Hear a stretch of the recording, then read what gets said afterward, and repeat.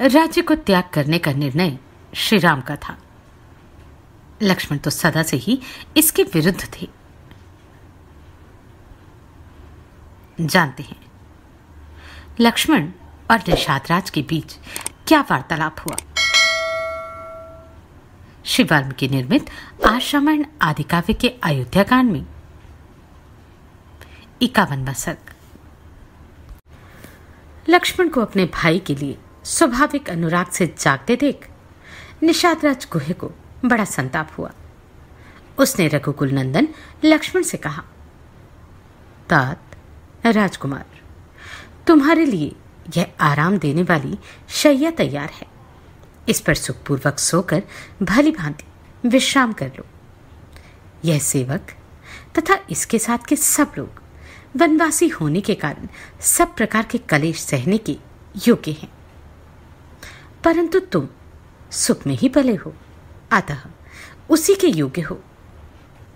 हम सब लोग श्री रामचंद्र जी की रक्षा के लिए रात भर जागते रहेंगे। मैं सत्य की ही शपथ खाकर तुमसे सत्य कहता हूं कि इस भूतल पर मुझे श्री राम से बढ़कर प्रिय दूसरा कोई नहीं है। इन श्री रघुनाथ जी के प्रसाद से ही मैं इस लोक में महान यश, विपुल धर्म लाभ तथा प्रचुर अर्थ एवं भोग्य वस्तु पाने की आशा करता हूं। अतः मैं अपने बंधु बांधवों के साथ हाथ में धनुष लेकर सीता सहित सोए हुए प्रिय सखा श्री राम की सब प्रकार से रक्षा करूंगा। इस वन में सदा विचरते रहने के कारण मुझसे यहाँ की कोई बात छिपी नहीं है। हम लोग यहाँ शत्रु की अत्यंत शक्तिशालिनी विशाल चतुरंगिनी सेना को भी अनायास ही जीत लेंगे। यह सुनकर लक्ष्मण ने कहा, निष्पाप निषादराज, तुम धर्म पर ही दृष्टि रखते हुए हमारी रक्षा करते हो, इसलिए इस स्थान पर हम सब लोगों के लिए कोई भय नहीं है। फिर भी जब महाराज दशरथ के ज्येष्ठ पुत्र सीता के साथ भूमि पर शयन कर रहे हैं, तब मेरे लिए उत्तम शैया पर सोकर नींद लेना, जीवन धारण करने के लिए स्वादिष्ट अन्न खाना अथवा दूसरे सुखों को भोगना कैसे संभव है। देखो, संपूर्ण देवता और असुर मिलकर भी युद्ध में जिनके वेग को नहीं सह सकते, वे ही श्री राम इस समय सीता के साथ तिनकों के ऊपर सुख से सो रहे हैं। गायत्री आदि मंत्रों के जप, कृच्छ चंद्रायण आदि तप तथा नाना प्रकार के पराक्रम यज्ञ अनुष्ठान आदि सभी करने से जो महाराज दशरथ को अपने समान उत्तम लक्षणों से युक्त ज्येष्ठ पुत्र के रूप में प्राप्त हुए हैं, उन्हीं इन श्री राम के वन में आ जाने से अब राजा दशरथ अधिक काल तक जीवन धारण नहीं कर सकेंगे। जान पड़ता है निश्चय ही यह पृथ्वी अब शीघ्र विधवा हो जाएगी। तात, रानीवास की स्त्रियां बड़े जोर से आर्तनाद करके अधिक श्रम के कारण अब चुप हो गई होंगी। मैं समझता हूं राजभवन का हाहाकार और चित्कार अब शांत हो गया होगा। महारानी कौसल्या, राजा दशरथ तथा मेरी माता सुमित्रा, ये सब लोग आज की रात तक जीवित रहेंगे या नहीं, ये मैं नहीं कह सकता। शत्रुघ्न की बाट देखने के कारण संभव है मेरी माता जीवित रह जाए, परंतु यदि वीर जननी कौसल्या श्री राम के विरह में नष्ट हो जाएंगी तो यह हम लोगों के लिए बड़े दुख की बात होगी, जिसमें श्री राम के अनुरागी मनुष्य भरे हुए हैं तथा जो सदा सुख का दर्शन रूप प्रिय वस्तु की प्राप्ति कराने वाली रही है, वह अयोध्यापुरी राजा दशरथ के निधन जनित दुख से युक्त होकर नष्ट हो जाएगी। अपने ज्येष्ठ पुत्र महात्मा श्री राम को न देखने पर महामना राजा दशरथ के प्राण उनके शरीर में कैसे टिक सकेंगे। महाराज के नष्ट होने पर देवी कौसल्या भी नष्ट हो जाएगी। तदनंतर मेरी माता सुमित्रा भी नष्ट हुए बिना रह नहीं पाएंगी। महाराज की इच्छा थी कि श्री राम को राज्य पर अभिषिक्त करूं, अपने इस मनोरथ को ना पाकर श्री राम को राज्य पर स्थापित किए बिना ही हाय, मेरा सब कुछ नष्ट हो गया, नष्ट हो गया। ऐसा कहते हुए मेरे पिताजी अपने प्राणों का परित्याग कर देंगे। उनकी इस मृत्यु का समय उपस्थित होने पर जो लोग रहेंगे और मेरे मृत हुए पिता रघुकुल शिरोमणि दशरथ का सभी प्रेत कार्यों में संस्कार करेंगे, वे ही सफल मनोरथ और भाग्यशाली हैं।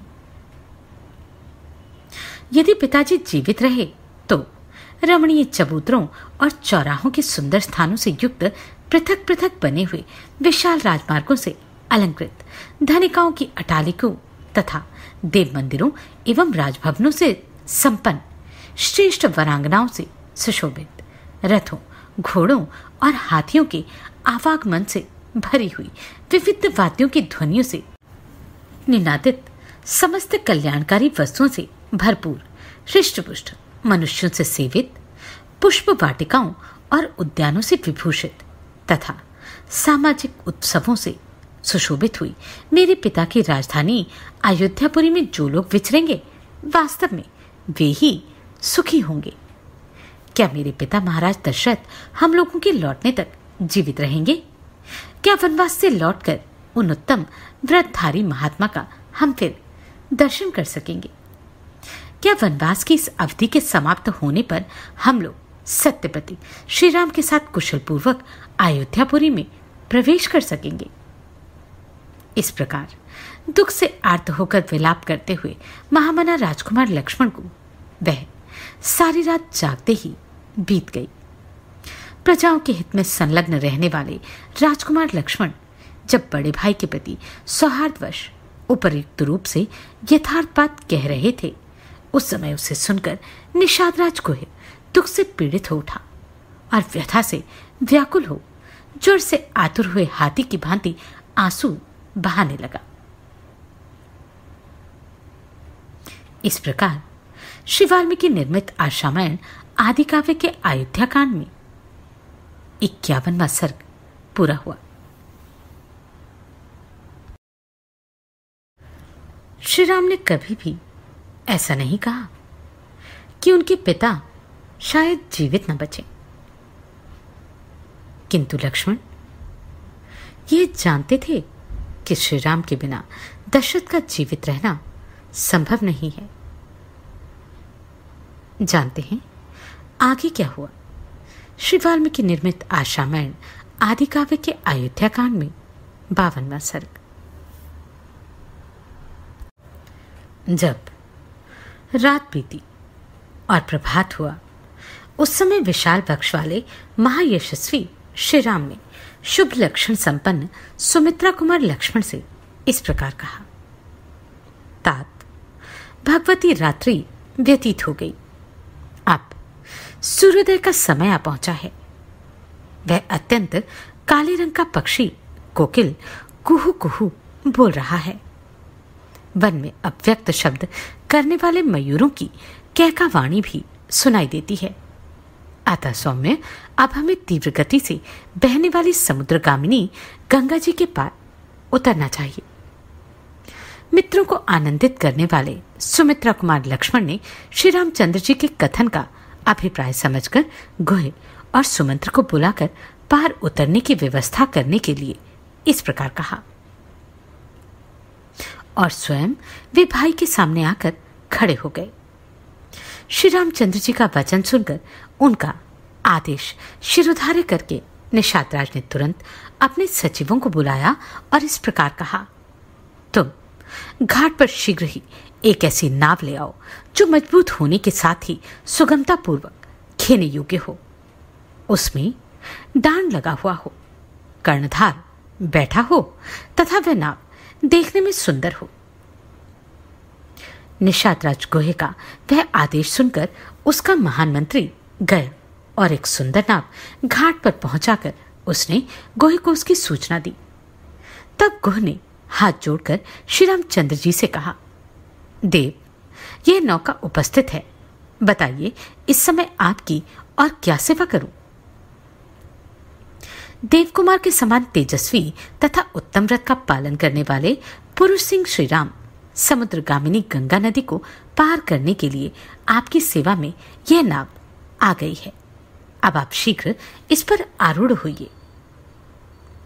तब महातेजस्वी श्री राम गोह से इस प्रकार बोले, सखे, तुमने मेरा सारा मनोरथ पूर्ण कर दिया। अब शीघ्र ही सब सामान नाव पर चढ़ाओ। यह कहकर श्री राम और लक्ष्मण ने कवच धारण करके तरकस एवं तलवार बांधी और धनुष लेकर वे दोनों भाई जिस मार्ग से सब लोग घाट पर जाया करते हैं उसी से सीता के साथ गंगा जी के तट पर गए। उस समय धर्म के ज्ञाता भगवान श्री राम के पास जाकर सारथी सुमंत्र ने विनीत भाव से हाथ जोड़कर पूछा, प्रभु, अब मैं आपकी क्या सेवा करूं? तब दशरथ नंदन श्री राम ने सुमंत्र को उत्तम दाहिने हाथ से स्पर्श करते हुए कहा, सुमंत्र जी, आप शीघ्र ही पुनः महाराज के पास लौट जाइए और वहां सावधान होकर रहिए। उन्होंने फिर कहा, इतनी दूर तक महाराज की आज्ञा से मैंने रथ द्वारा यात्रा की है। अब हम लोग रथ छोड़कर पैदल ही महान वन की यात्रा करेंगे। अतः आप लौट जाइए। अपने को घर लौटने की आज्ञा प्राप्त हुई देखकर सारथी सुमंत्र शोक से व्याकुल हो उठे और इक्ष्वाकु नंदन पुरुष सिंह श्री राम से इस प्रकार बोले, रघुनंदन, जिसकी प्रेरणा से आपको भाई और पत्नी के साथ साधारण मनुष्य की भांति वन में रहने को विवश होना पड़ा, उस दैव का इस संसार में किसी भी पुरुष ने उल्लंघन नहीं किया। जब आप जैसे महान पुरुष पर यह संकट आ गया, तब मैं समझता हूं कि ब्रह्मचर्य पालन, वेदों के स्वाध्याय, दयालुता अथवा सरलता में भी किसी फल की सिद्धि नहीं होती। वीर रघुनंदन, इस प्रकार पिता के सत्य की रक्षा के लिए विदेह नंदिनी सीता और भाई लक्ष्मण के साथ वन में निवास करते हुए आप तीनों लोगों पर विजय प्राप्त करने वाले महापुरुष नारायण की भांति उत्कर्ष महान यज्ञ प्राप्त करेंगे। श्री राम, निश्चय ही हम लोग हर तरह से मारे गए, क्योंकि आपने हम पुरवासियों को अपने साथ ना लेकर अपने दर्शन जनित सुख से वंचित कर दिया।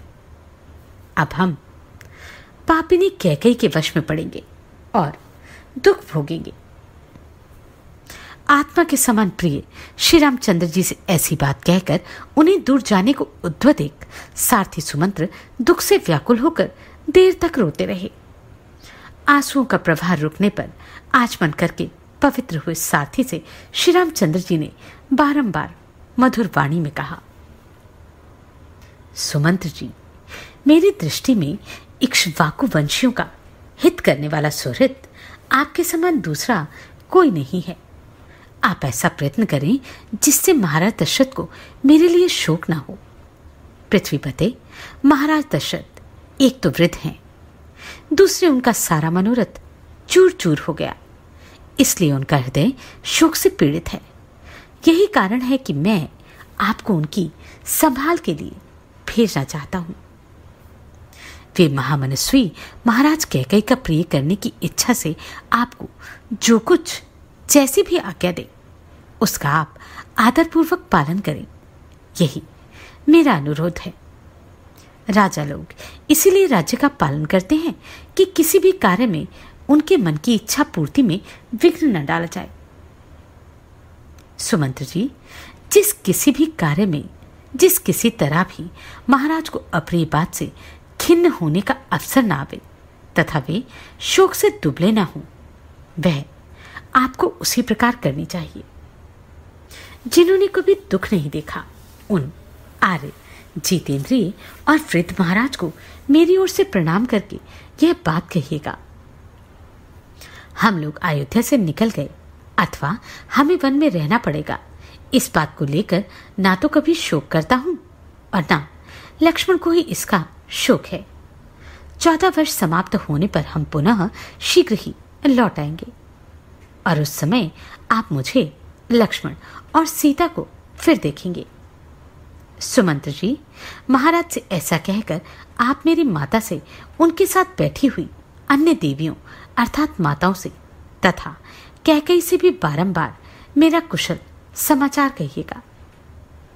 माता कौशल्या से कहिएगा कि तुम्हारा पुत्र स्वस्थ एवं प्रसन्न है।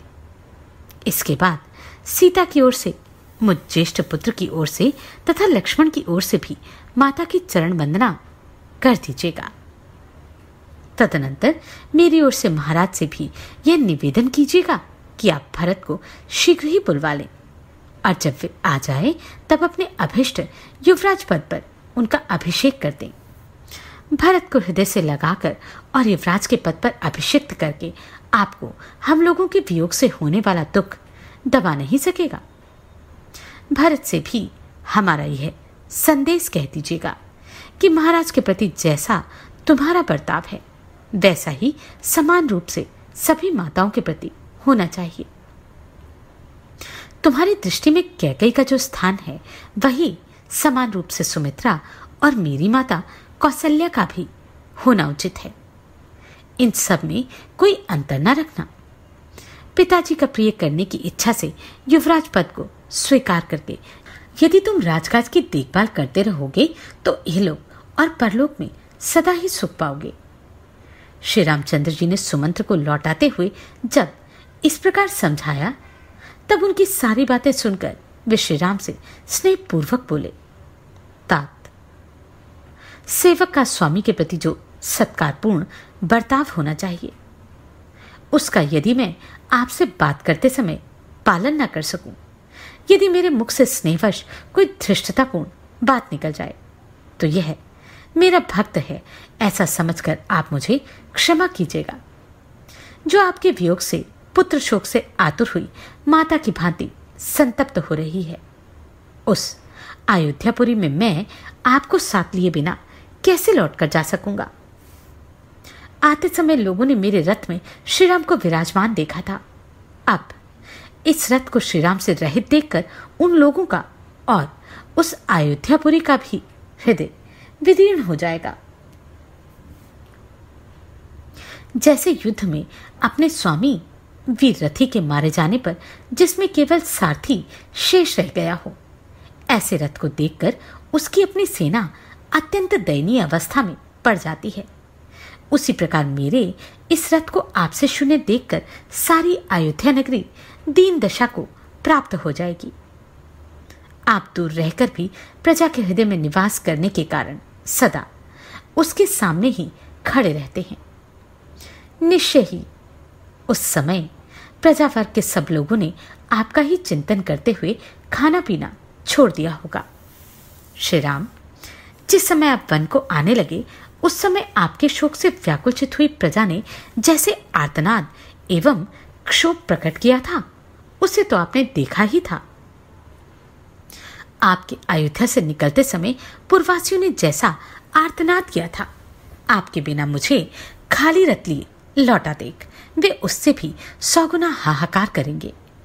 क्या मैं महारानी कौशल्या से जाकर कहूंगा कि मैंने आपके बेटे को मामा के घर पहुंचा दिया है, इसलिए आप संताप न करें। यह बात प्रिय होने पर भी असत्य है, अतः ऐसा असत्य वचन भी मैं कभी कह नहीं सकता। फिर यह अप्रिय सत्य मैं कैसे कह सकूंगा कि मैं आपके पुत्र को वन में पहुंचा आया। ये उत्तम घोड़े मेरी आज्ञा के अधीन रहकर आपके बंधुजनों का भार वहन करते हैं। आपके बंधुजनों से हीन रथ का ये वहन नहीं करते। ऐसी दिशा में आपसे सूने रथ को ये कैसे खींच सकेंगे। अतः निष्पाप रघुनंदन, अब मैं आपके बिना अयोध्या लौटकर नहीं जा सकूंगा। मुझे भी वन में चलने की ही आज्ञा दीजिए। यदि इस तरह याचना करने पर भी आप मुझे त्याग ही देंगे तो मैं आपके द्वारा परित्यक्त हो यहाँ रथ सहित अग्नि में प्रवेश कर जाऊंगा। रघुनंदन, वन में आपकी तपस्या में विघ्न डालने वाले जो जो जंतु उपस्थित होंगे मैं इस रथ के द्वारा उन सबको दूर भगा दूंगा। श्री राम, आपकी कृपा से मुझे आपकी रथ पर बैठाकर यहाँ तक लाने का सुख प्राप्त हुआ है। अब आपके ही अनुग्रह से मैं आपके साथ वन में रहने का सुख भी पाने की आशा करता हूँ। आप प्रसन्न होकर आज्ञा दीजिए मैं वन में आपके पास ही रहना चाहता हूं। मेरी इच्छा है कि आप प्रसन्नतापूर्वक कह दें कि तुम वन में मेरे साथ ही रहो। वीर, ये घोड़े भी यदि वन में रहते समय आपकी सेवा करेंगे तो इन्हें परम गति की प्राप्ति होगी। प्रभु, मैं वन में रहकर अपने सिर से, सारे शरीर से आपकी सेवा करूंगा और इस सुख के आगे अयोध्या तथा देवलोक का भी सर्वथा त्याग कर दूंगा। जैसे सदाचारहीन प्राणी इंद्र की राजधानी स्वर्ग में नहीं प्रवेश कर सकते, उसी प्रकार आपके बिना मैं अयोध्यापुरी में नहीं जा सकता। मेरी यह अभिलाषा है कि जब वनवास की अवधि समाप्त हो जाए तब फिर इसी रथ पर बिठाकर आपको अयोध्यापुरी में ले चलूं। वन में आपके साथ रहने से ये 14 वर्ष मेरे लिए 14 क्षणों के समान बीत जाएंगे, अन्यथा 1400 वर्षों के समान भारी जान पड़ेंगे। अतः भक्त वत्सल, आप मेरे स्वामी के पुत्र हैं। आप जिस पथ पर चल रहे हैं उसी पर आपकी सेवा के लिए साथ चलने को मैं भी तैयार खड़ा हूं। मैं आपके प्रति भक्ति रखता हूं, आपका भृत्य हूं और भृत्य जनुचित मर्यादा के भीतर स्थित हूं। अतः आप मेरा परित्याग न करें। इस तरह अनेक प्रकार से दीन वचन कहकर बारंबार याचना करने वाले सुमंत्र से सेवकों पर कृपा करने वाले श्री राम ने इस प्रकार कहा, सुमंत्र जी, आप स्वामी के प्रति स्नेह रखने वाले हैं। मुझ में आपकी जो उत्कृष्ट भक्ति है उसे मैं जानता हूं। फिर भी जिस कार्य के लिए मैं आपको यहां से अयोध्यापुरी भेज रहा हूं उसे सुनिए। जब आप नगर को लौट जाएंगे तब आपको देखकर मेरी छोटी माता कैकेयी को यह विश्वास हो जाएगा कि राम वन को चले गए हैं। इसके विपरीत यदि आप नहीं गए तो उसे संतोष नहीं होगा। मेरे वनवासी हो जाने पर भी वह धर्मपरायण महाराज दशरथ के प्रति मिथ्यावादी होने का संदेह करें, ऐसा मैं नहीं चाहता। आपको भेजने में मेरा मुख्य उद्देश्य यही है कि मेरी छोटी माता कैकेयी भरत द्वारा सुरक्षित समृद्धिशाली राज्य को हस्तगत कर ले। सुमंत्र जी, मेरा तथा महाराज का प्रिय करने के लिए आप अयोध्यापुरी को अवश्य पधारें और आपको जिनके लिए जो संदेश दिया गया है वह सब वहां जाकर उन लोगों से कह दें। ऐसा कहकर श्री राम ने सुमंत्र को बारंबार सांत्वना दी। इसके बाद उन्होंने गुह से उत्साहपूर्वक यह युक्तियुक्त बात कही, निषाद राज गुह, इस समय मेरे लिए ऐसे वन में रहना उचित नहीं जहां जनपद के लोगों का आना जाना अधिक होता है। आप अवश्य मुझे निर्जन वन के आश्रम में ही वास करना चाहिए। इसके लिए जटाधारण आदि आवश्यक विधि का मुझे पालन करना चाहिए। अतः फल मूल का आहार और पृथ्वी पर शयन आदि नियमों को ग्रहण करके मैं सीता और लक्ष्मण की अनुमति लेकर पिता का हित करने की इच्छा से सिर पर तपस्वी जनों के आभूषण आदि जटा धारण करके यहां से वन को जाऊंगा। मेरे केशों को जटा का रूप देने के लिए तुम बड़ का दूध ला दो। गुह ने तुरंत ही बड़ का दूध लाकर श्रीराम को दे दिया। श्रीराम ने उसके द्वारा लक्ष्मण को तथा अपनी जटाएं बनाई। महाबाहो, पुरुष सिंह श्रीराम तत्काल जटाधारी हो गए। उस समय वे दोनों भाई श्रीराम लक्ष्मण वलकल वस्त्र और जटामंडल धारण करके ऋषियों के समान शोभा पाने लगे। तदनंतर वानप्रस्थ मार्ग का आश्रय लेकर लक्ष्मण सहित श्रीराम ने वानप्रस्थोचित व्रत को ग्रहण किया। तत्पश्चात वे अपने सहायक गुह से बोले, निषाद राज, तुम सेना, किला और राज्य के विषय में सदा सावधान रहना, क्योंकि राज्य की रक्षा का काम बड़ा कठिन माना गया है। गुह को इस प्रकार आज्ञा देकर उससे विदा ले इक्ष्वाकु कुल नंदन श्री रामचंद्र जी पत्नी और लक्ष्मण के साथ तुरंत ही वहां से चल दिए। उस समय उनके चित्त में तनिक भी व्यग्रता नहीं थी।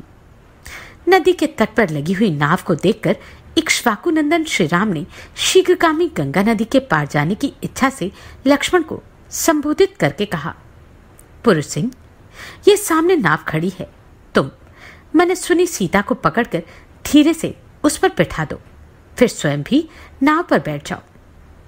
भाई का यह आदेश सुनकर मन को वश में रखने वाले लक्ष्मण ने पूर्णतः उसके अनुकूल चलते हुए पहले मिथिलेश कुमारी सीता को नाव पर बिठाया, फिर स्वयं भी उस पर आरूढ़ हो गए। सबके अंत में लक्ष्मण के बड़े भाई तेजस्वी श्रीराम स्वयं नौका पर बैठे। तदनंतर निषादराज गुह ने अपने भाई बंधुओं को नौका खेने का आदेश दिया। महातेजस्वी श्री रामचंद्र जी भी उस नाव पर आरूढ़ होने के पश्चात अपने हित के उद्देश्य से ब्राह्मण और क्षत्रिय के जपने योग्य दैवी नाम इत्यादि वैदिक मंत्रों का जप करने लगे। फिर शास्त्र विधि के अनुसार आचमन करके सीता के साथ उन्होंने प्रसन्नचित होकर गंगा जी को प्रणाम किया। महारथी लक्ष्मण ने भी उन्हें मस्तक झुकाया। इसके बाद श्री राम ने सुमंत्र को तथा सेना सहित गुहे को भी जाने की आज्ञा दे नाव पर भलीभांति बैठकर मल्लाहों को उसे चलाने का आदेश दिया। तदनंतर मल्लाहों ने नाव चलाई। कर्णधार सावधान होकर उसका संचालन करता था। वेग से सुंदर डांड चलाने के कारण वह नाव बड़ी तेजी से पानी पर पड़ने लगी। भागीरथी की बीच धारा में पहुंचकर सती साध्वी विदेह नंदिनी सीता ने हाथ जोड़कर गंगा जी से यह प्रार्थना की, देवी गंगे, ये परम बुद्धिमान महाराज दशरथ के पुत्र हैं और पिता की आज्ञा का पालन करने के लिए वन में जा रहे हैं। ये आपसे सुरक्षित होकर पिता की इस आज्ञा का पालन कर सकें, ऐसी कृपा कीजिएगा। वन में पूरे 14 वर्षों तक निवास करके ये मेरे तथा अपने भाई के साथ पुनः अयोध्यापुरी को लौटेंगे। सौभाग्यशालिनी देवी गंगे उस समय वन से पुनः कुशल पूर्वक लौटने पर संपूर्ण मनोरथों से संपन्न हुई मैं बड़ी प्रसन्नता के साथ आपकी पूजा करूंगी। स्वर्ग, भूतल और पाताल तीनों मार्गों पर विचरने वाली देवी, तुम यहां से ब्रह्मलोक तक फैली हुई हो और इस लोक में समुद्र राज की पत्नी के रूप में दिखाई देती हो।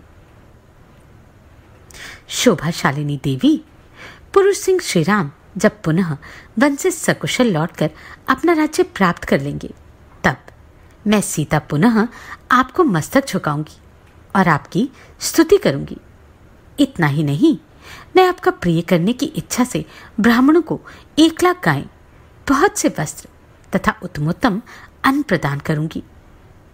देवी, पुनः अयोध्यापुरी में लौटने पर मैं सहस्त्रों देव दुर्लभ पदार्थों से तथा राजकीय भाग से रहित पृथ्वी, वस्त्र और अन्न के द्वारा भी आपकी पूजा करूंगी। आप हम पर प्रसन्न हो। आपके किनारे जो जो देवता, तीर्थ और मंदिर हैं, उन सब का मैं पूजन करूंगी। निष्पाप गंगे, ये महाबाहु पाप रहित मेरे पतिदेव मेरे तथा अपने भाई के साथ वनवास से लौटकर पुनः अयोध्या नगरी में प्रवेश करें। पति के अनुकूल रहने वाली सती साध्वी सीता इस प्रकार गंगा जी से प्रार्थना करती हुई शीघ्र ही दक्षिण तट पर जा पहुंची।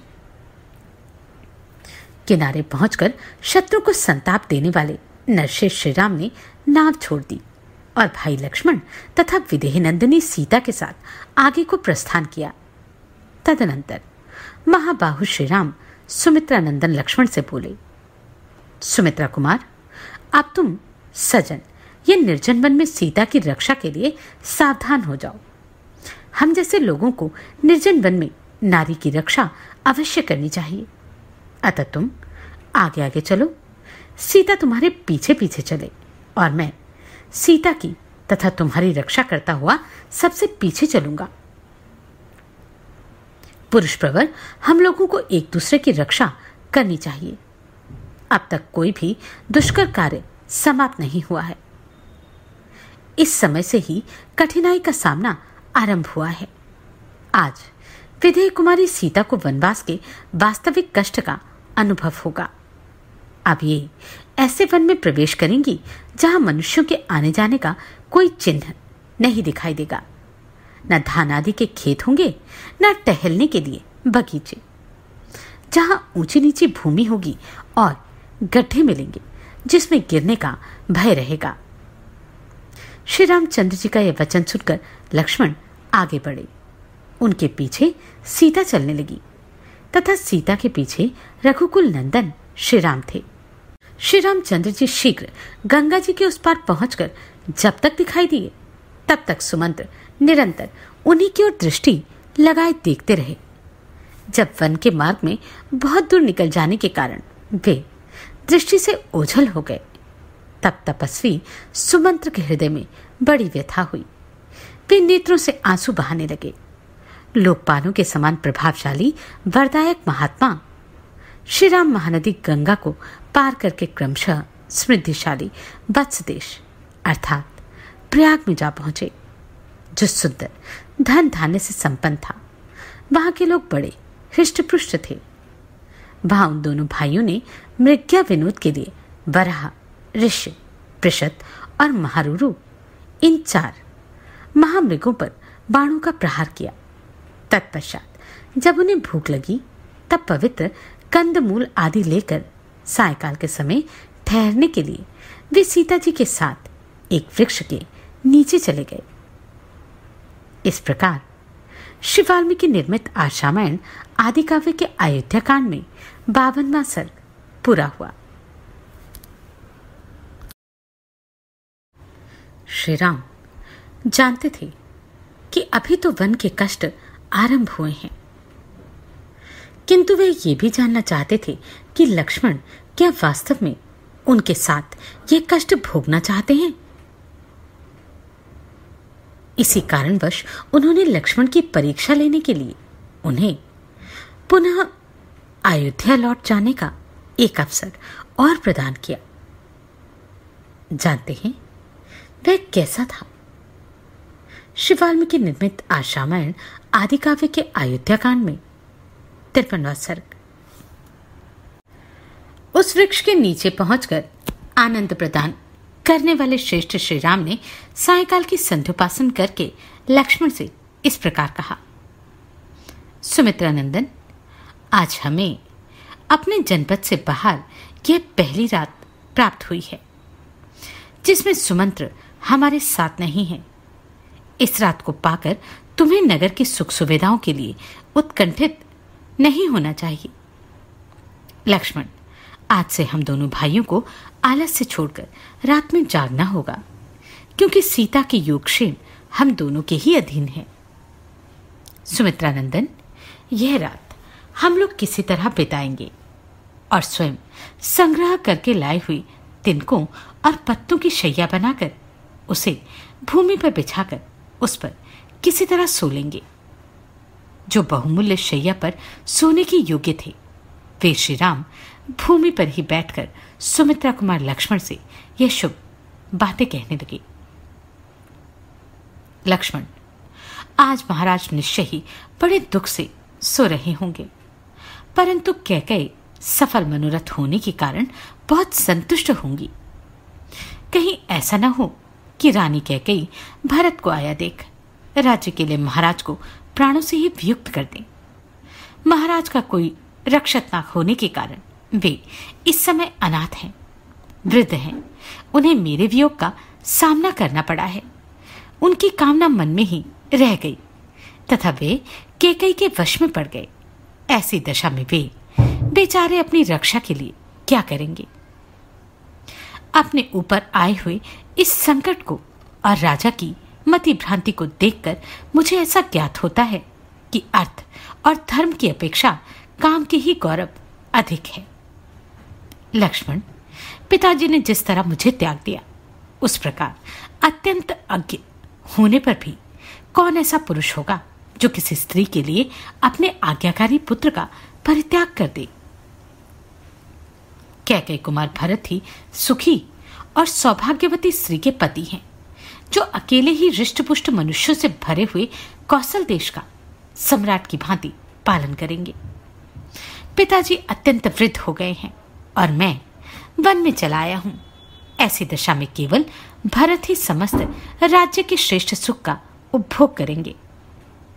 सच है, जो अर्थ और धर्म का परित्याग करके केवल काम का अनुसरण करता है, वह उसी प्रकार शीघ्र ही आपत्ति में पड़ जाता है, जैसे इस समय महाराज दशरथ पड़े हुए हैं। सौम्य, मैं समझता हूं कि महाराज दशरथ के प्राणों का अंत करने, मुझे देश निकाला देने और भरत को राज्य दिलाने के लिए ही कैकेयी इस राजभवन में आई थी। इस समय भी सौभाग्य के मत से मोहित हुई कैकेयी मेरे कारण कौशल्या और सुमित्रा को कष्ट पहुंचा सकती है। हम लोगों के कारण तुम्हारी माता सुमित्रा देवी को बड़े दुख के साथ वहां रहना पड़ेगा। अतः लक्ष्मण, तुम यहीं से कल प्रातःकाल अयोध्या को लौट जाओ। मैं अकेला ही सीता के साथ दंडक वन को जाऊंगा। तुम वहां मेरी असहाय माता कौशल्या के सहायक हो जाओगे। धर्मज्ञ लक्ष्मण, कैकेयी के कर्म बड़े खोटे हैं। वह द्वेषवश अन्याय भी कर सकती है, तुम्हारी और मेरी माता को विष भी दे सकती है। तात सुमित्रा कुमार, निश्चय ही पूर्व जन्म में मेरी माता ने कुछ स्त्रियों का उनके पुत्रों से वियोग कराया होगा। उसी पाप का यह पुत्र विच्छोह रूप फल आज उन्हें प्राप्त हुआ है। मेरी माता ने चिरकाल तक मेरा पालन पोषण किया और स्वयं दुख सहकर मुझे बड़ा किया। अब जब पुत्र से प्राप्त होने वाले सुखरूपी फल के भोगने का अवसर आया, तब मैंने माता कौशल्या को अपने से विलग कर दिया। मुझे धिक्कार है। सुमित्रा नंदन, कोई भी सौभाग्यवती स्त्री कभी ऐसे पुत्र को जन्म न दे जैसा मैं हूं, क्योंकि मैं अपनी माता को अनंत शोक दे रहा हूं। लक्ष्मण, मैं तो ऐसा मानता हूं कि माता कौशल्या में मुझसे अधिक प्रेम उनकी पाली हुई वह सारिका ही करती है, क्योंकि उसके मुख से मां को सदा यह बात सुनाई देती है कि हे तोते, तू शत्रु के पैर को काट खा। अर्थात हमें पालने वाली माता कौशल्या के शत्रु के पांव को चोंच मार दे। वह पक्षिणी होकर माता का इतना ध्यान रखती है और मैं उनका पुत्र होकर भी उनके लिए कुछ नहीं कर पाता। शत्रु दमन, जो मेरे लिए शोकमग्न रहती है, मंद भागिनी सी हो रही है और पुत्र का कोई फल न पाने के कारण निपुती सी हो गई है, उस मेरी माता को कुछ भी उपकार न करने वाले मुझ जैसे पुत्र का क्या प्रयोजन है। मुझसे बिछुड़ जाने के कारण माता कौशल्या वास्तव में मंद भागिनी हो गई है और शोक के समुद्र में पड़कर अत्यंत दुख से आतुर हो उसी में शयन करती है।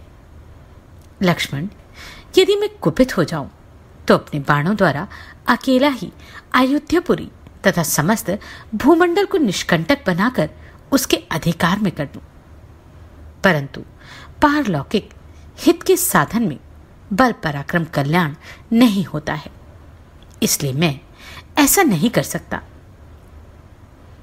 निष्पाप लक्ष्मण, मैं अधर्म और परलोक के डर से डरता हूं, इसलिए आज अयोध्या के राज्य पर अपना अभिषेक नहीं कराता हूं।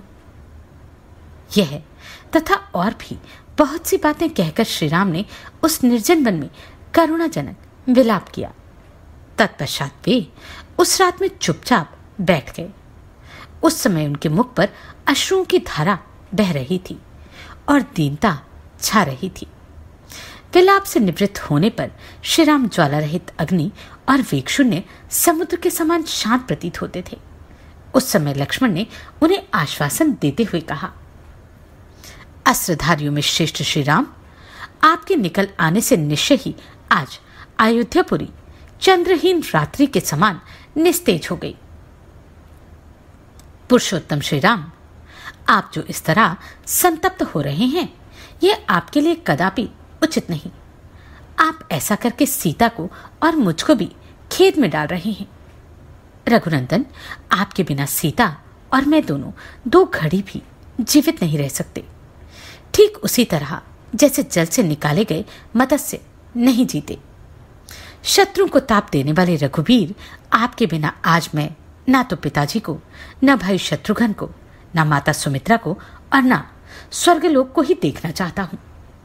तदनंतर वहां बैठे हुए धर्मवत्सल सीता और श्री राम ने थोड़ी ही दूर पर वट वृक्ष के नीचे लक्ष्मण द्वारा सुंदर ढंग से निर्मित हुई शैया देखकर उसी का आश्रय लिया। शत्रु को संताप देने वाले रघुनाथ जी ने इस प्रकार वनवास के प्रति आदरपूर्वक कहे हुए लक्ष्मण के अत्यंत उत्तम वचनों को सुनकर स्वयं भी दीर्घ काल के लिए वनवास रूप धर्म को स्वीकार करके संपूर्ण वर्षों तक लक्ष्मण को अपने साथ वन में रहने की अनुमति दे दी। तदनंतर उस महान निर्जन वन में रघुवंश की वृद्धि करने वाले वे दोनों महावीर पर्वत शिखर पर विचरने वाले दो सिंहों के समान कभी भय और उद्वेग को प्राप्त नहीं हुए। इस प्रकार श्री वाल्मीकि निर्मित आशामायण आदि काव्य के अयोध्या कांड में 53वां सर्ग पूरा हुआ। श्री राम लक्ष्मण को पुनः अयोध्या भेजना चाहते थे, किंतु लक्ष्मण थे कि वह श्री राम का ही अनुसरण करना चाहते थे। जानते हैं आगे क्या हुआ इस अध्याय में। श्री वाल्मीकि निर्मित आशामायण आदि काव्य के अयोध्या कांड में 54वां सर्ग। उस महान वृक्ष के नीचे वे सुंदर रात बिताकर वे सब लोग निर्मल सूर्योदय काल में उस स्थान से आगे को प्रस्थित हुए जहां भागीरथी गंगा से यमुना मिला करती है। उस स्थान पर जाने के लिए वे महान वन के भीतर से होकर यात्रा करने लगे। वे तीनों यशस्वी यात्री मार्ग में जहां तहां जो पहले कभी देखने में नहीं आए थे ऐसे अनेक प्रकार के भूभाग तथा मनोहर दृश्य देखते हुए आगे बढ़ रहे थे। सुखपूर्वक आराम से उठते बैठते यात्रा करते हुए उन तीनों ने फूलों से सुशोभित भांति भांति के वृक्षों का दर्शन किया। इस प्रकार जब दिन प्राय समाप्त हो चला तब श्री राम ने लक्ष्मण से कहा, सुमित्रानंदन, ये देखो प्रयाग के पास भगवान अग्निदेव की ध्वजा रूप उत्तम धूम उठ रहा है। ज्ञात होता है मुनिवर भारद्वाज यही हैं। निश्चय ही हम लोग गंगा यमुना के संगम के पास आ पहुंचे हैं, क्योंकि दो नदियों के जलों के परस्पर टकराने से जो शब्द प्रकट होता है वह सुनाई दे रहा है। वन में उत्पन्न हुए फलमूल और काष्ठ आदि से जीविका चलाने वाले लोगों ने जो लकड़ियां काटी हैं वे दिखाई देती हैं, तथा जिनकी लकड़ियां काटी गई हैं वे नाना प्रकार के वृक्ष भी आश्रम के समीप दृष्टिगोचर हो रहे हैं। इस प्रकार बातचीत करते हुए वे दोनों धनुर्धर वीर श्री राम और लक्ष्मण सूर्यास्त होते होते गंगा यमुना के संगम के समीप मुनिवर भारद्वाज के आश्रम पर जा पहुंचे। श्री रामचंद्र जी आश्रम की सीमा में पहुंचकर अपने धनुर्धर वेश के द्वारा वहां के पशु पक्षियों को डराते हुए 2 ही घड़ी में तय करने योग्य मार्ग से चलकर भारद्वाज मुनि के समीप जा पहुंचे। आश्रम में पहुंचकर महर्षि के दर्शन की इच्छा वाले सीता सहित वे दोनों वीर कुछ दूर पर ही खड़े हो गए। दूर खड़े हो महर्षि के शिष्य से अपने आगमन की सूचना दिलवाकर भीतर आने की अनुमति प्राप्त कर लेने के बाद पर्णशाला में प्रवेश करके उन्होंने तपस्या के प्रभाव से तीनों कालों की सारी बातें देखने की दिव्य दृष्टि प्राप्त कर लेने वाले एकाग्रचित्त तथा तीक्ष्ण व्रतधारी महात्मा भारद्वाज ऋषि का दर्शन किया, जो अग्निहोत्र करके शिष्यों से घिरे हुए आसन पर विराजमान थे। महर्षि को देखते ही लक्ष्मण और सीता सहित महाभाग श्री राम ने हाथ जोड़कर उनके चरणों में प्रणाम किया। तत्पश्चात लक्ष्मण के बड़े भाई श्री रघुनाथ जी ने उनसे इस प्रकार अपना परिचय दिया। भगवान, हम दोनों राजा दशरथ के पुत्र हैं। मेरा नाम राम और इनका लक्ष्मण है, तथा ये है विधिराज जनक की पुत्री और मेरी कल्याणमयी पत्नी सती साध्वी सीता है, जो निर्जन तपोवन में भी मेरे साथ देने के लिए चली आई हैं। पिता की आज्ञा से मुझे वन की ओर आते देख ये मेरे प्रिय अनुज भाई सुमित्रा कुमार लक्ष्मण भी वन में ही रहने का व्रत लेकर मेरे पीछे पीछे चले आए। भगवान, इस प्रकार पिता की आज्ञा से हम तीनों तपोवन में जाएंगे और वहां फल मूल का आहार करते हुए धर्म का ही आचरण करेंगे। परम बुद्धिमान राजकुमार श्रीराम का यह वचन सुनकर धर्मात्मा भरद्वाज मुनि ने उनके लिए आतिथ्य सत्कार के रूप में एक गौ तथा अर्घ्य जल समर्पित किया। उन तपस्वी महामना ने उन सबको नाना प्रकार के अन्न, रस और जंगली फल मूल प्रदान किए। साथ ही उनके ठहरने के लिए एक स्थान की भी व्यवस्था की। महर्षि के चारों ओर मृग, पक्षी और ऋषि मुनि बैठा करते थे और उनके बीच में वे विराजमान थे। उन्होंने अपने आश्रम पर अतिथि रूप में पधारे हुए श्री राम का स्वागत पूर्वक सत्कार किया। उनके उस सत्कार को ग्रहण करके श्री रामचंद्र जी जब आसन पर विराजमान हुए, तब भरद्वाज जी ने उनसे यह धर्मयुक्त बात कही। कुकुत्स कुलभूषण श्री राम, मैं इस आश्रम पर दीर्घकाल से तुम्हारे शुभागमन की प्रतीक्षा कर रहा हूं। आज मेरा मनोरथ सफल हुआ है। मैंने यह भी सुना है कि तुम्हें अकारण ही वनवास दे दिया गया। गंगा और यमुना, इन दोनों महानदियों के संगम के पास यह स्थान बड़ा ही पवित्र और एकांत है। यहाँ की प्राकृतिक छटा भी मनोरम है, अतः तुम यही सुखपूर्वक निवास करो। भरद्वाज मुनि के ऐसा कहने पर समस्त प्राणियों के हित में तत्पर रहने वाले रघुकुल नंदन श्री राम ने यह शुभ वचन उन्हें कहे।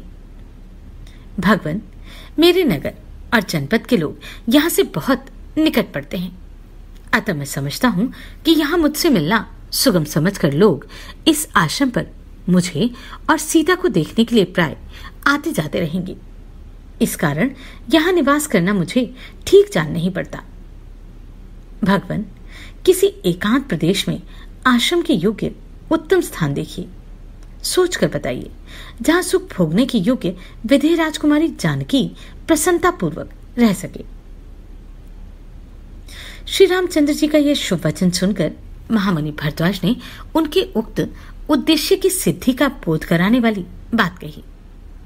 तात, यहां से 10 कोश अर्थात अन्य व्याख्या के अनुसार 30 कोस की दूरी पर एक सुंदर और महर्षि द्वारा सेवित परम पवित्र पर्वत है, जिस पर तुम्हें निवास करना होगा। उस पर बहुत से लंगूर विचरते रहते हैं। वहां वानर और रीछ भी निवास करते हैं। वह पर्वत चित्रकूट नाम से विख्यात है और गंधमादन के समान मनोहर है। जब मनुष्य चित्रकूट के शिखरों का दर्शन कर लेता है, तब कल्याणकारी पुण्य कर्मों का फल पा लेता है और कभी पाप में मन नहीं लगाता।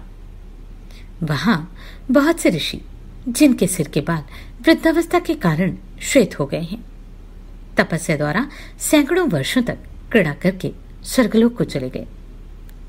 उसी पर्वत को मैं तुम्हारे लिए एकांतवास के योग्य और सुखद मानता हूं।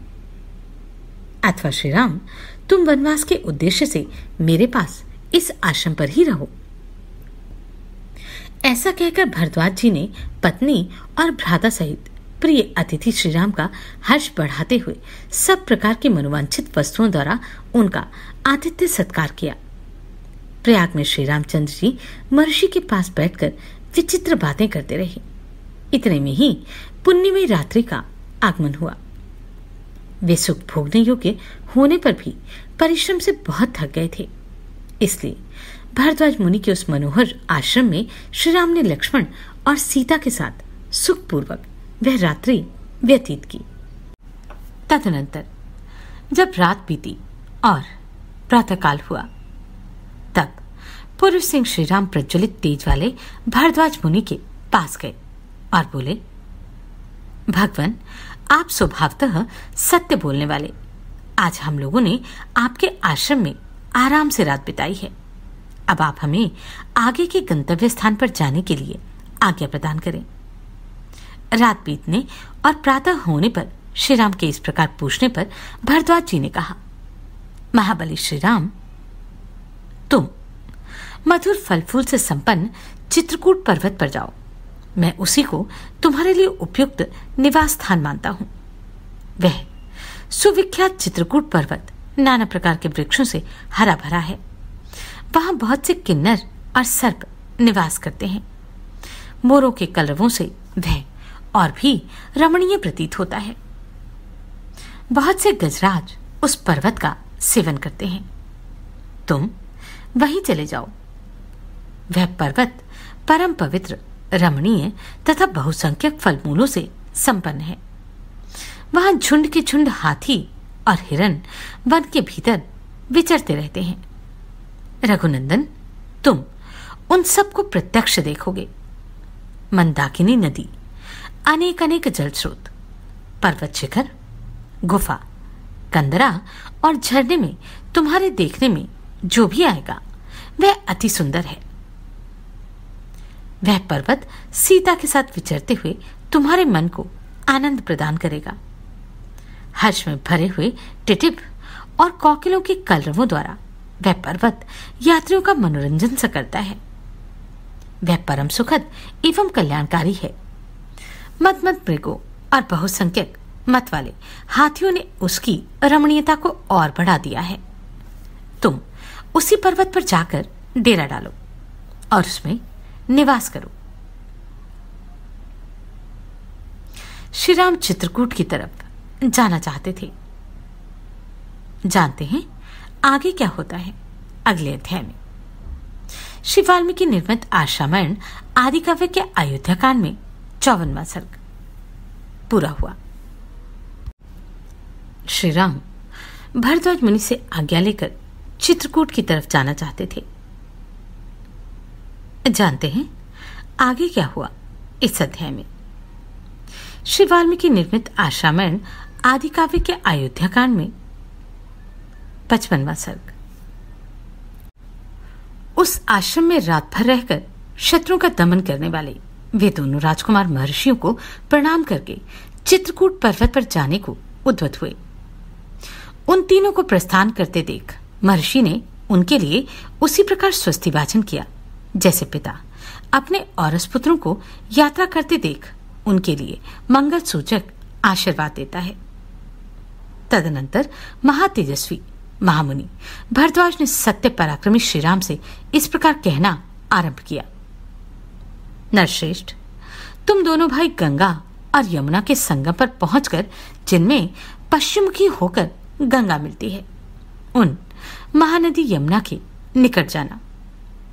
रघुनंदन, तदनंतर गंगा जी के जल के वेग से अपने प्रवाह की प्रतिकूल दिशा में मुड़ी हुई यमुना के पास पहुंचकर लोगों के आने जाने के कारण उनके पथ चिन्हों से चिन्हित हुए अवतरण प्रदेश अर्थात पार उतरने के लिए उपयोगी घाट को अच्छी तरह देखभाल कर वहां जाना और एक बेड़ा बनाकर उसी के द्वारा सूर्य कन्या यमुना के उस पार पहुंचना।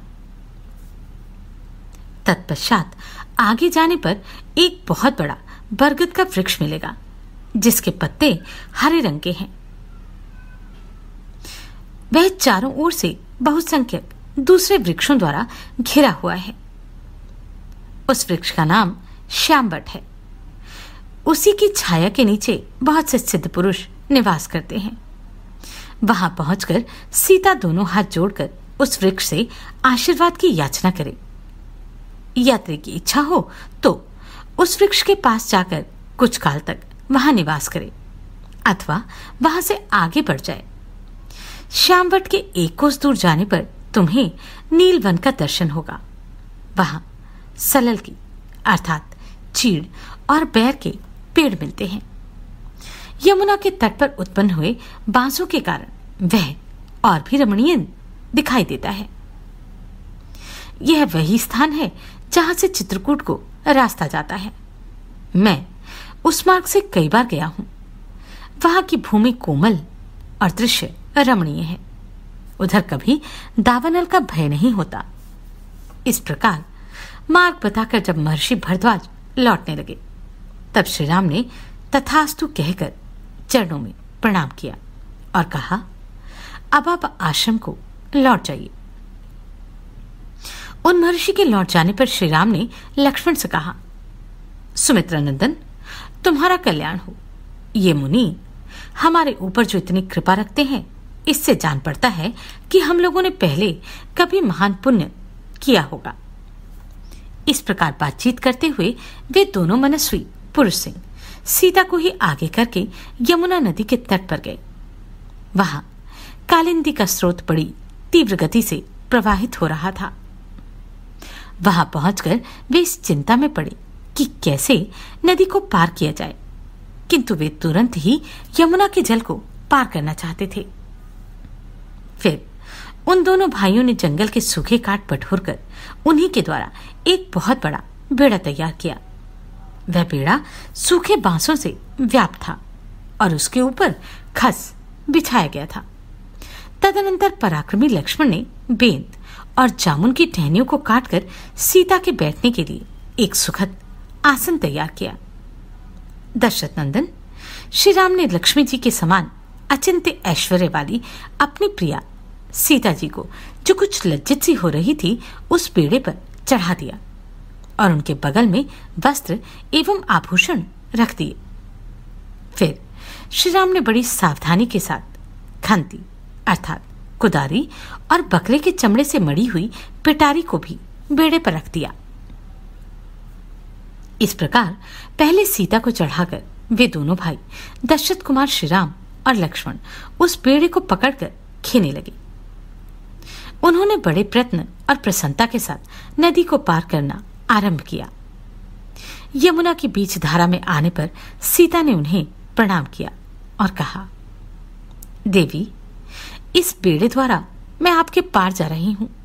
आप ऐसी कृपा करें जिससे हम लोग सकुशल पार हो जाएं और मेरे पतिदेव अपना वनवास विषयक प्रतिज्ञा को निर्विघ्न पूर्ण करें। इक्ष्वाकु वंशी वीरों द्वारा पालित अयोध्यापुरी में श्री रघुनाथ जी के सकुशल लौट आने पर मैं आपके किनारे 1,000 गांवों का दान करूंगी और सैकड़ों दैव दुर्लभ पदार्थ अर्पित करके आपकी पूजा संपन्न करूंगी। इस प्रकार सुंदरी सीता हाथ जोड़कर यमुना जी से प्रार्थना कर रही थी। इतने ही में वे दक्षिण तट पर जा पहुंची। इस तरह उन तीनों ने उसी बेड़े द्वारा बहुसंख्यक तटवर्ती वृक्षों से सुशोभित और तरंग मालाओं से अलंकृत शीघ्रगामिनी सूर्य कन्या यमुना नदी को पार किया। पार उतरकर उन्होंने बेड़े को तो वहीं तट पर छोड़ दिया और यमुना तटवर्ती वन से प्रस्थान करके वे हरे हरे पत्तों से सुशोभित शीतल छाया वाले श्याम वट के पास जा पहुंचे। वट के समीप पहुंचकर विदेह नंदिनी सीता ने उसे मस्तक झुकाया और इस प्रकार कहा, महावृक्ष, आपको नमस्कार है। आप ऐसी कृपा करें जिससे मेरे पतिदेव अपने वनवास विषयक व्रत को पूर्ण करें तथा हम लोग वन से सकुशल लौटकर माता कौशल्या तथा यशस्विनी सुमित्रा देवी का दर्शन करें। इस प्रकार कहकर महामनस्विनी सीता ने हाथ जोड़े, उस वृक्ष की परिक्रमा की। सदा अपनी आज्ञा के अधीन रहने वाली प्राण प्यारी सती साध्वी सीता को श्यामवट से आशीर्वाद की याचना करती देखकर श्री राम ने लक्ष्मण से कहा, भरत के छोटे भाई नरश्रेष्ठ लक्ष्मण, तुम सीता को साथ लेकर आगे आगे चलो और मैं धनुष धारण किए पीछे से तुम लोगों की रक्षा करता हुआ चलूंगा। विदेह कुल नंदिनी जनक दुलारी सीता जो जो फल या फूल मांगे अथवा जिस वस्तु को पाकर उनका मन प्रसन्न रहे, वह सब इन्हें देते रहो। अबला सीता एक एक वृक्ष, झाड़ी अथवा पहले की न देखी हुई पुष्प शोभित लता को देखकर उसके विषय में श्री रामचंद्र जी से पूछा करती थी तथा लक्ष्मण सीता के कथनानुसार तुरंत ही भांति भांति के वृक्षों की मनोहर शाखाएं और फूलों के गुच्छे ला लाकर उन्हें देते थे। उस समय जनक राजकिशोरी सीता विचित्र बालुका और जलराशि से सुशोभित तथा हंस और सारसों के कलनाद से मुखारित यमुना नदी को देखकर बहुत प्रसन्न होती थी। इस तरह 1 कोस की यात्रा करके दोनों भाई श्री राम और लक्ष्मण प्राणियों के हित के लिए मार्ग में मिले हुए हिंसक पशुओं का वध करते हुए यमुना तटवर्ती वन में विचरने लगे। उदार दृष्टि वाले वे सीता, लक्ष्मण और श्री राम मोरों के झुंडों की मीठी बोली से गूंजते तथा हाथियों और वानरों से भरे हुए उस सुंदर वन में घूम फिरकर शीघ्र ही यमुना नदी के समतल तट पर आ गए और रात में उन्होंने वहीं निवास किया। इस प्रकार श्री वाल्मीकि निर्मित आशामरण आदि काव्य के अयोध्या कांड में 55वां सर्ग पूरा हुआ। नमस्कार, मैं आभा शर्मा जाबाज। अगर आपको ये प्रश्न सराहनीय लगे तो आप कंट्रीब्यूट कर सकते हैं।